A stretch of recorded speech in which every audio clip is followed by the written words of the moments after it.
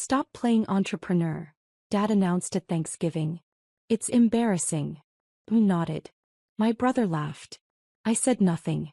The next morning, Fortune magazine SEO of the Year cover appeared. My face. My $127 million cybersecurity company. Dad opened it at breakfast. The color drained from his face. But let me back up. Because this story doesn't start at Thanksgiving. It starts 7 years earlier when I was 23 years old and my father told me I was wasting my life. My brother Marcus was everything my parents wanted. Harvard MBA at 25. Investment banking analyst at Goldman Sachs by 26. Engaged to a lawyer from a good family by 28. He wore $1,000 suits and drove a leased BMW. He had the corner office, the prestigious title, the country club membership. I had a laptop and a dream. Rebecca, honey, when are you going to get serious about your career? Mom asked at Sunday dinner when I was 23. I just quit my third corporate job in 2 years. This time from a mid-level marketing position that made me miserable. I am serious, I said. I'm building something. Dad set down his fork. Building what? You've been building something for 6 months. You're living in a studio apartment. You drive a 10-year-old Honda. Marcus is making real money. Real progress. Dad, I'm developing cybersecurity software. The market is full of people with real credentials, he interrupted. You have a bachelor's degree in communications. What do you know about cybersecurity? I've been teaching myself to code for 3 years. I've been studying. Teaching yourself, Mom repeated, exchanging a look with Dad. Rebecca, that's not how the real world works. You need degrees, certifications, a proper job. Marcus smirked from across the table. Beck, I love you, but Mom and Dad are right. You're 23. It's time to grow up. Come work at the bank. I can get you an interview. Entry level, but it's a start. I don't want to work at a bank. Because you're too proud to start at the bottom like everyone else, Dad said. His voice had that edge I knew too well. Disappointment mixed with frustration. You think you're special. You think you can skip all the steps Marcus took and just, what? Become successful overnight. I'm not trying to skip steps. I'm taking different steps. Different steps, Dad repeated. Is that what we're calling unemployment now? I felt my face burn. I'm not unemployed. I'm working 16-hour days building. Building nothing, he said flatly. You're playing entrepreneur. It's embarrassing, Rebecca. When people ask me what my daughter does, what am I supposed to say? That you're unemployed and coding in your apartment. The words hit like a slap. Mom reached over and squeezed Dad's hand. A united front as always. We're just worried about you, Mom said, her voice softer but no less cutting.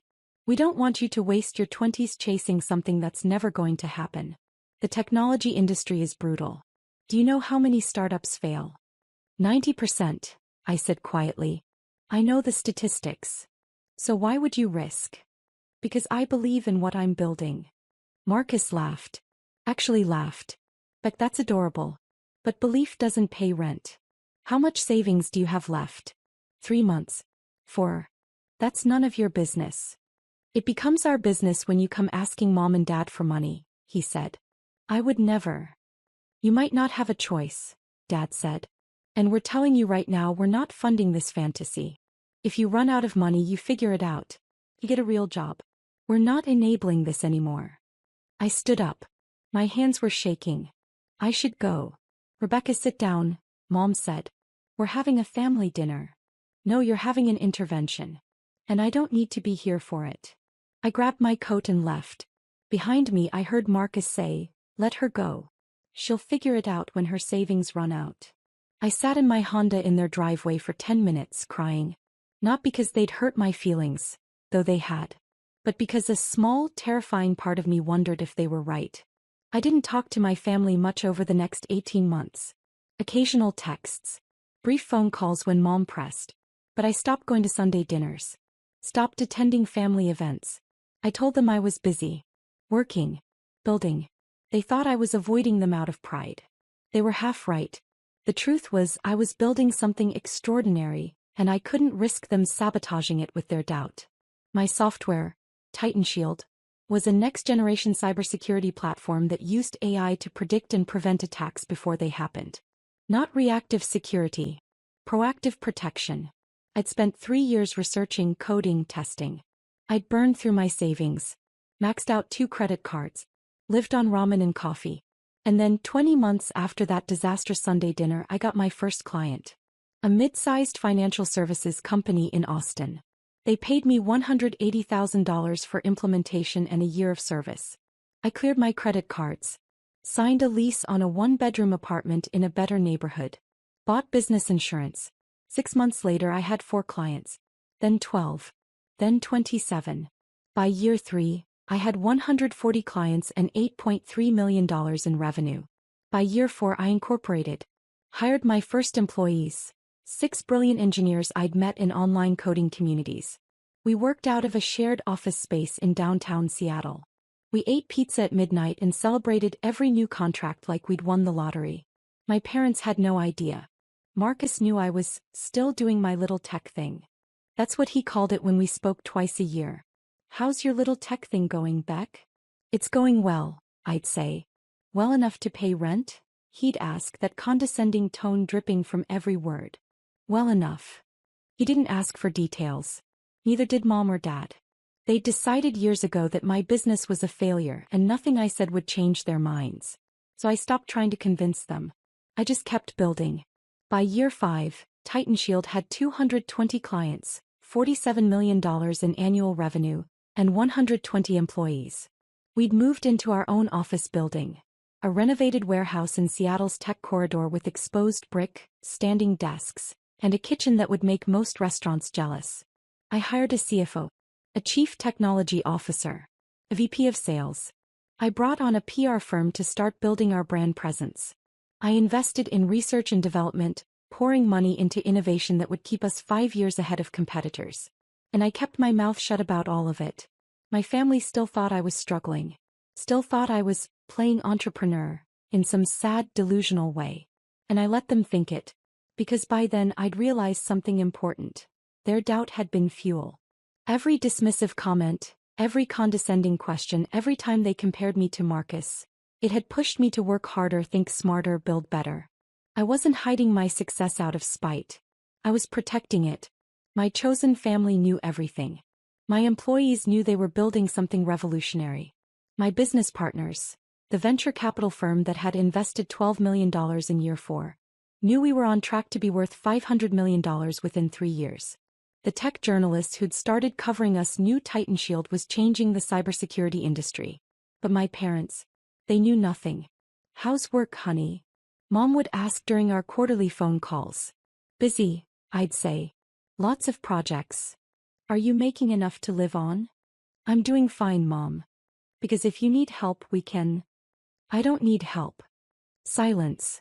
Then, "You don't have to be so proud, Rebecca. There's no shame in asking for support." I'd bite my tongue and change the subject. In September of year 7, I got an email that changed everything. Subject: Fortune Magazine CEO of the Year nomination.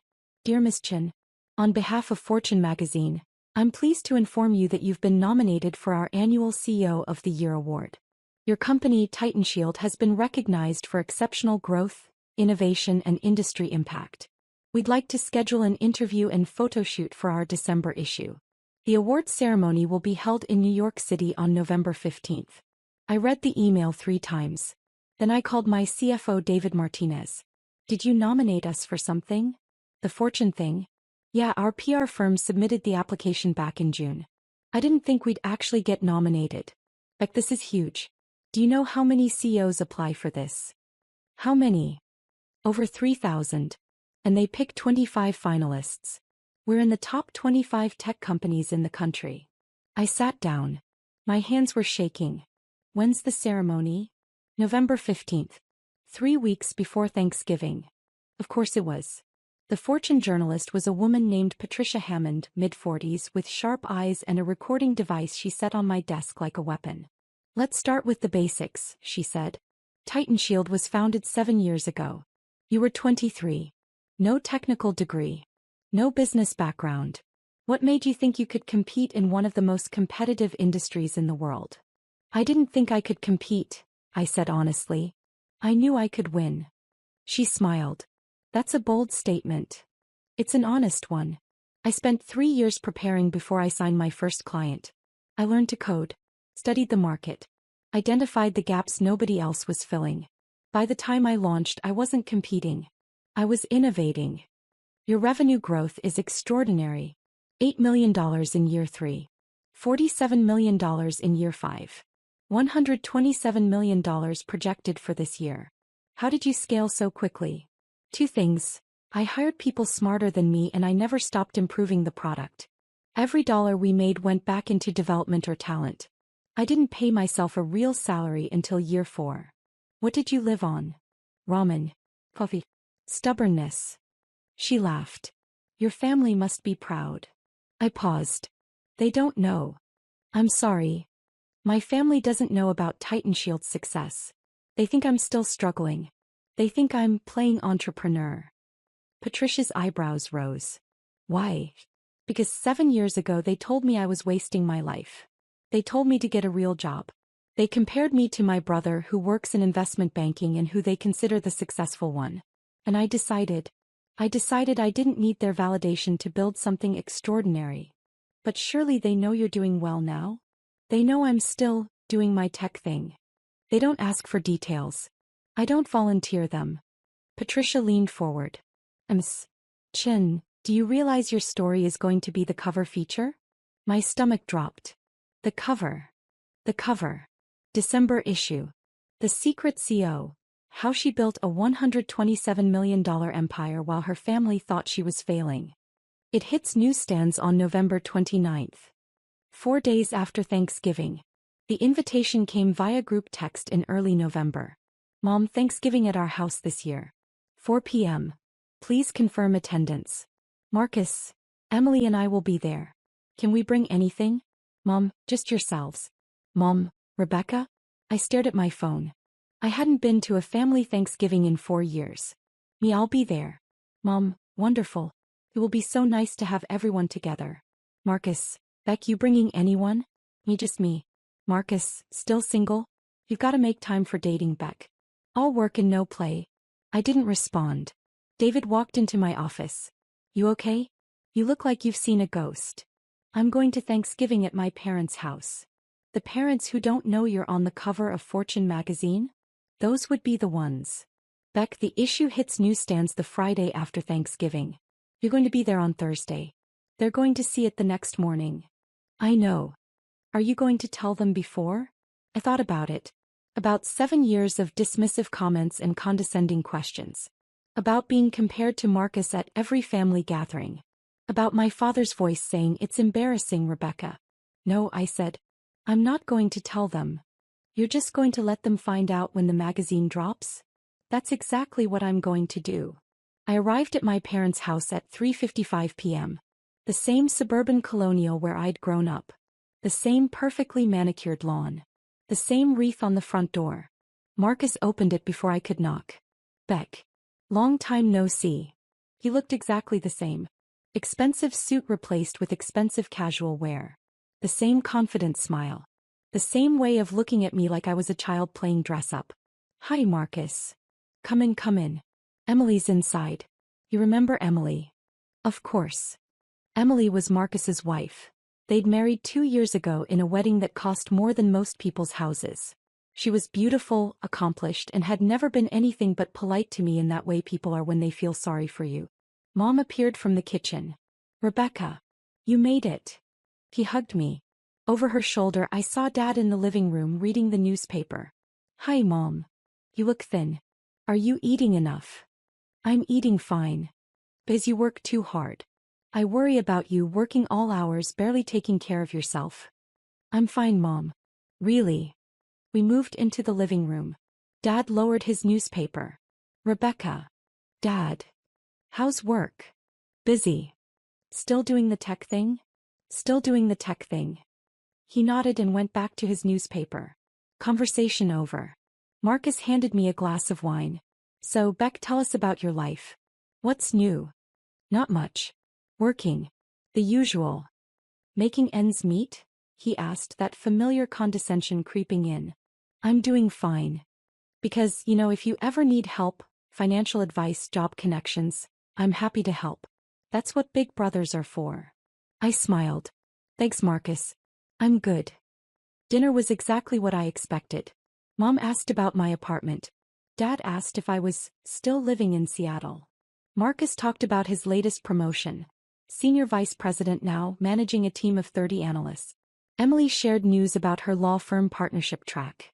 And I said as little as possible. Rebecca, are you seeing anyone? Emily asked over dessert. Yo. You should try the apps. That's how my sister met her husband. I'm too busy for dating right now. Marcus laughed. Beck, you've been too busy for 7 years. At some point you've got to make time for a personal life. I have a personal life. Do you? Or do you just work all day on your little startup? There it was. Little startup. I took a breath. I have a full life, Marcus. Just because it doesn't look like yours doesn't mean it's not fulfilling. I'm not criticizing, he said, hands up. I'm just saying you're 30 years old. Most people your age are thinking about marriage, kids, building a future. You're still playing entrepreneur. Mom touched my hand. He's not wrong, honey. We worry about you. You've been doing this for so long and we just wonder. When are you going to settle down? Get a stable job? Start thinking about your future. This is my future. Dad set down his fork. Rebecca, I'm going to be blunt. You're 30. You've been chasing this dream for 7 years. At what point do you admit it's not working and try something else? It is working. Then why do you still drive that old Honda? Why do you live in a one-bedroom apartment? Why don't you ever talk about success or growth or any of the things successful people talk about? Because I don't need to prove anything to you, I thought. But I didn't say it. I'm comfortable with where I am, I said instead. Marcus shook his head. Beck, that's loser talk. Comfortable. Successful people don't aim for comfortable. They aim for exceptional. And you think I'm not exceptional? I think you're stubborn. I think you're wasting your potential because you're too proud to admit this isn't working. I stood up. Thank you for dinner, Mom. It was lovely. Rebecca, sit down, Dad said. His voice had that commanding edge. The one that used to make me obey when I was a kid. I stayed standing. Sit down. Dad, I'm not 12 years old. If I want to leave, I'll leave. We're trying to help you, Mom said. Her eyes were wet. Why are you being so defensive? Because you're not trying to help me. You're trying to convince me I've failed. And I haven't. Haven't you? Dad asked. You're 30. You've spent 7 years on this and you have nothing to show for it. I have everything to show for it. You just can't see it because you've already decided I'm a failure. Then show us, Marcus challenged. Show us the big success. Show us the clients, the revenue, the growth. Prove us wrong, Beck. Almost did. Almost pulled out my phone and showed them the Titan Shield website. The client list. The press coverage. The Forbes email sitting in my inbox. But I didn't. I don't need to prove anything to you, I said quietly. I stopped needing your validation a long time ago. That's what failures say, Marcus said. I grabbed my coat. Goodbye. Rebecca. Mom called, but I was already out the door. I sat in my Honda, my paid-off, perfectly reliable Honda, and breathed. My hands were shaking. Not from anger. From something else. Relief maybe. Or vindication. Because in less than 24 hours they were going to learn the truth. And I wasn't going to be there to see it. I woke up at 6 a.m. on Friday. Couldn't sleep. I made coffee and opened my laptop and pretended to work, but really I was just waiting. The Fortune issue was scheduled to hit newsstands at 7 a.m. At 7:15 my phone started buzzing. David, it's out. Beck, you're on every newsstand in America right now. My PR director, CNN, is calling. So is Bloomberg. The Today Show wants you next week. My CTO just bought 5 copies. You look like a badass on that cover. At 7:47 I got a text from someone I didn't expect. Emily, Marcus's wife. Emily, Rebecca. I just saw Fortune magazine. I need to call you. My phone rang 30 seconds later. Rebecca. Hi, Emily. Is this real? Fortune CEO of the year? Titan Shield? $127 million company. It's real. Silence. Then, Rebecca, I'm so sorry. For what? For everything. For how we treated you last night. For how Marcus talked to you. We had no idea. None of us had any idea. I know. Why didn't you tell us? Would you have believed me? More silence. I don't know. That's why I didn't tell you. He's reading the article right now. Rebecca, he looks like he's going to be sick. Tell him to keep reading. There's a great quote in there about family doubt. What are you going to do? Nothing. I'm going to my office. I have work to do. Rebecca. Emily, I need to go. Thank you for calling. I hung up. At 8:02 Mom called. I didn't answer. At 8:15, Dad called. I didn't answer. At 8:33 Marcus called. I didn't answer. The texts started piling up. Mom, Rebecca, please call us. We just saw Fortune magazine. Dad, we need to talk. Call me immediately. Marcus, Beck, I'm so sorry. I didn't know. Please call me back. Marcus, Beck, seriously. I'm an idiot. I'm so sorry. Marcus, I told Emily I'm taking you to dinner to apologize. Name the place. I silenced my phone and went to work. They showed up at my office on Monday morning. All three of them. My executive assistant Jordan called me. Rebecca, your parents and brother are in the lobby. They don't have an appointment. Tell them I'm busy. I did. Your father said he's not leaving until you see them. I closed my eyes. Of course he did. Send them up. 2 minutes later they walked into my office. The office with floor-to-ceiling windows overlooking Seattle. The office with my name on the door. The office with the Fortune magazine cover framed on the wall behind my desk. Mom's eyes went straight to it. She put her hand over her mouth. Dad just stared. Marcus looked at the awards shelf. The Forbes 30 Under 30 plaque. The TechCrunch Disrupt Trophy. The Cybersecurity Innovation Award from the Department of Homeland Security. Beck, he said quietly. It's Rebecca, I corrected. Nobody calls me Beck here. Rebecca. He swallowed hard. I'm sorry. I'm so sorry. For which part? I asked. For calling my company a little startup? For telling me I was playing entrepreneur? For suggesting I was a failure? Be specific, Marcus.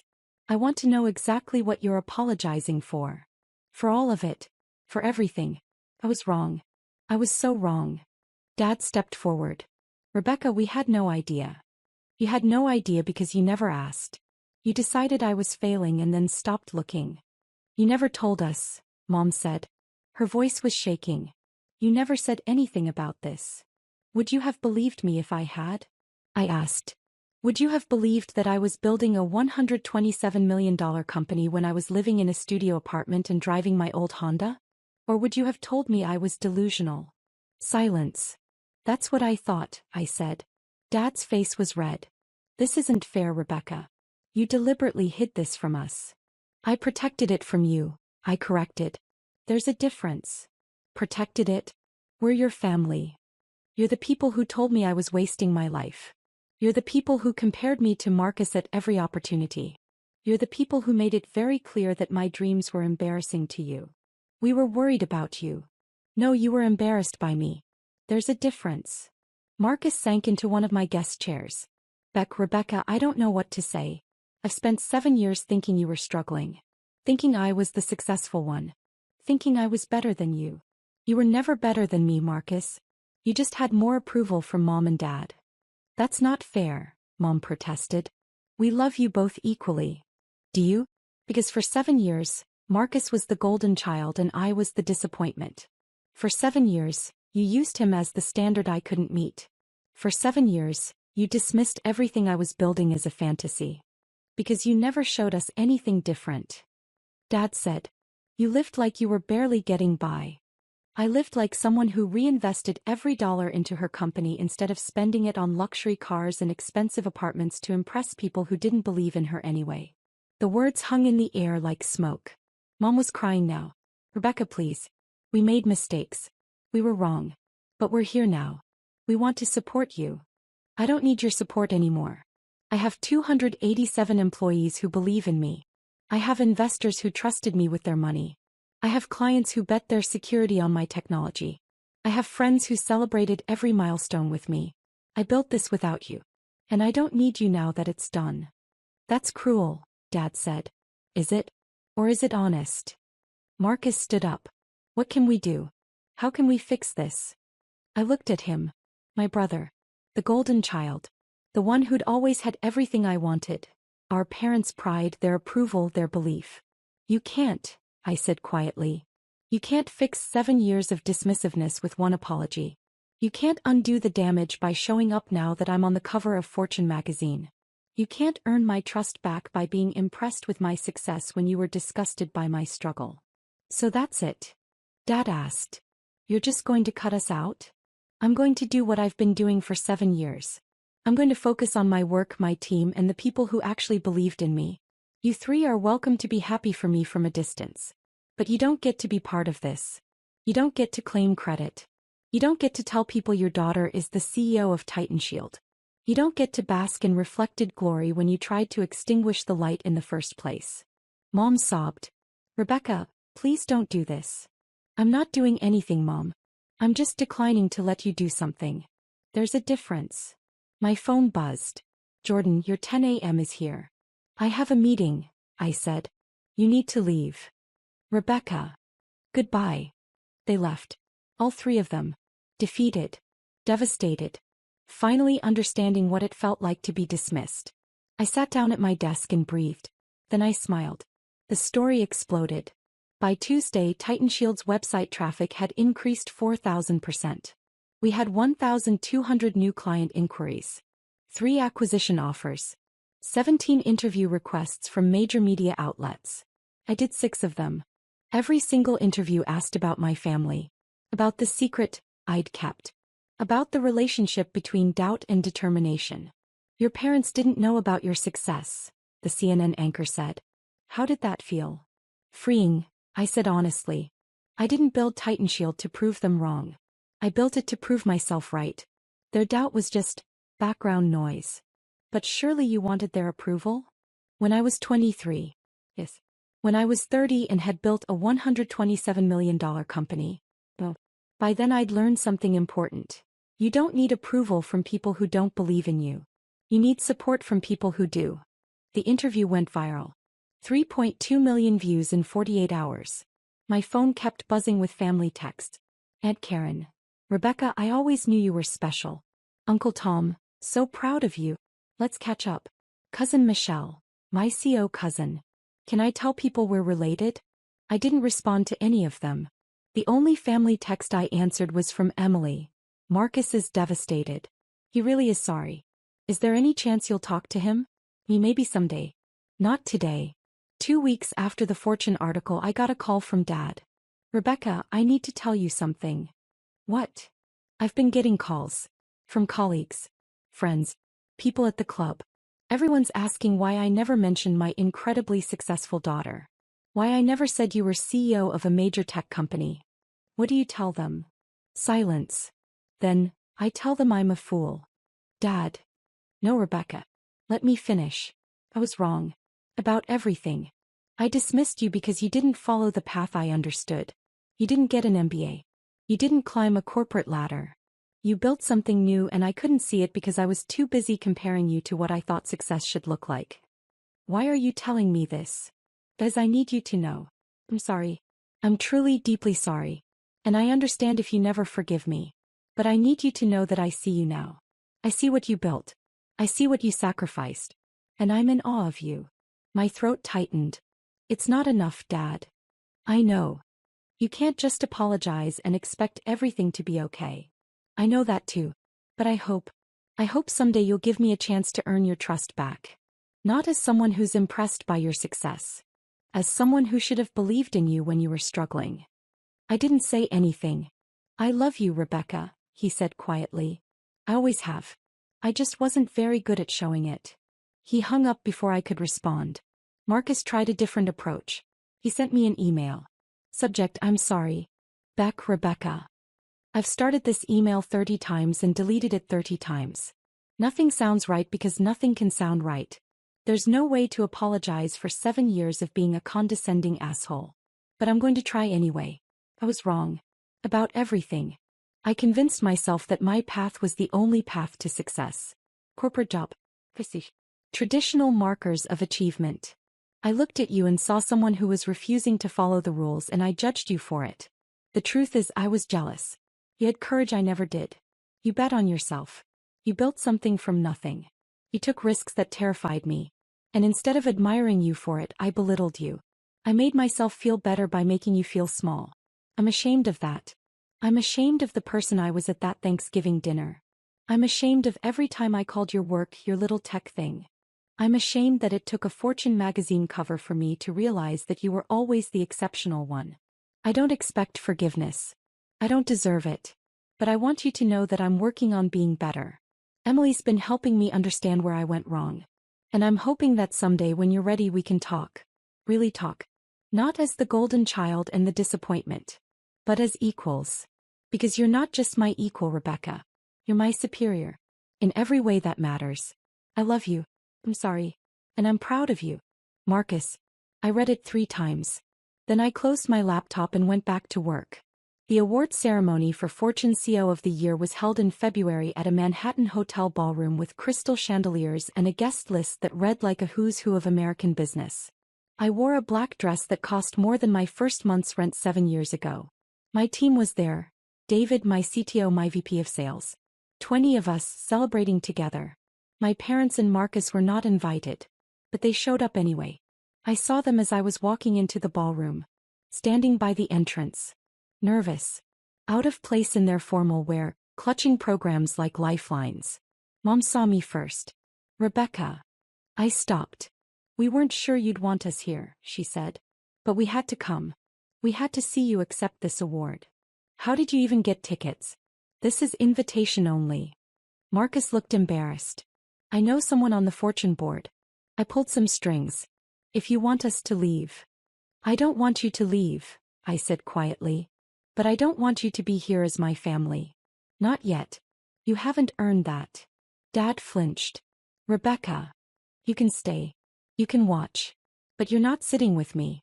You're not taking photos with me. You're not telling people you're my family. You're spectators. Nothing more. Mom's eyes filled with tears. We understand. Do you? Do you really understand what you cost me? Not money. Not success. But 7 years of having to build alone. 7 years of not having family support. 7 years of wondering if I was delusional because the people who were supposed to believe in me didn't. We're sorry, Marcus whispered. I know. And maybe someday that will be enough. But not tonight. Tonight is for the people who believed in me when I had nothing. Tonight is for my team. Tonight is for the investors who took a risk. Tonight is for me. I walked past them. David caught up to me inside. Was that them? Yeah. You okay? I'm perfect. And I was. When they called my name, Rebecca Chin, TitanShield CEO of the Year, I walked onto that stage with 800 people applauding. I accepted the award from the Fortune editor-in-chief. I gave a 5-minute speech about resilience, innovation, and the importance of believing in yourself when nobody else does. I didn't mention my family. I mentioned my team, my investors, my mentors, the people who'd believed in me when I was nobody. And when I walked off that stage holding that award, I felt something I hadn't felt in 7 years. Complete. My relationship with my family is still complicated. We have dinner once a month now. Awkward, careful dinners where everyone watches what they say. Where Marcus doesn't talk about his job unless I ask. Where Mom doesn't give me advice unless I request it. Where Dad asks about my business like he's talking to a stranger. It's not perfect. Might never be perfect. But it's honest. Emily and I are close now. She apologized so many times I finally told her to stop. You weren't the problem, I said. You were just adjacent to it. Marcus is trying. Really trying. He asks about TitanShield with genuine interest. He's reading about cybersecurity. He's learning to code, to understand your world, he said. He's becoming someone I might actually want as a brother instead of someone I'm obligated to call family. Dad retired early. He told me it was because he realized he'd spent 40 years chasing success and had missed what actually mattered. I don't know if I believe that. But I appreciate the sentiment. Mom cries a lot. At dinners. During phone calls. When she sees articles about me. I'm so proud of you, she says over and over. Like repetition will make up for lost time. It won't. But maybe, eventually it will be enough. TitanShield is now worth $340 million. We have 420 employees. Offices in Seattle, Austin, and Boston. We're expanding internationally. We're innovating faster than our competitors can react. And I'm still driving that Honda. Not because I can't afford better, but because it reminds me where I came from. It reminds me that I built this empire from nothing. It reminds me that success isn't about impressing people who doubted you. It's about proving to yourself that you were right to believe.